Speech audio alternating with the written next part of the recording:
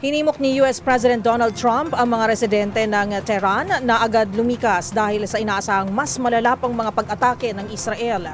Habang na-recover naman ng mga otoridad ang black box ng Air India Boeing 787-8 Dreamliner plane na nag-crash nitong Huwebes. Ang mga balitang mula sa ibayong dagat tinutukan sa Global Headlines Report ni James Galange.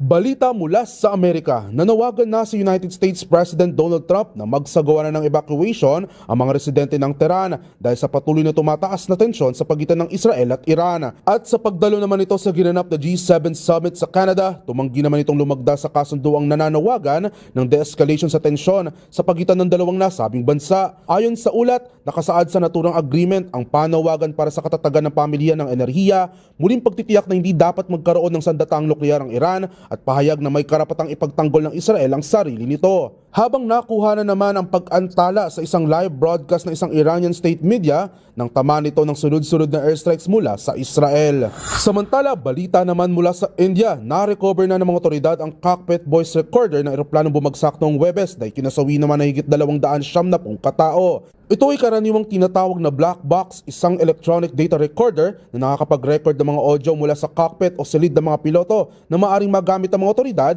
sa investigasyon ukol sa naging sanhi ng naturang plane crash. Sa kasalukuyan, patuloy pa rin ang pagsasagawa ng investigasyon na ayon sa ilang ulat ay tumulong na rin ng ilang foreign aircraft investigators gaya ng US National Transportation Safety at Federal Aviation Administration o FAA. At yan naman nakalap nating balita mula sa iba't ibang panig ng mundo. Para sa MBC TV Network News, ito si James Galange ng DZRH TV, una sa Pilipinas, una sa Pilipino.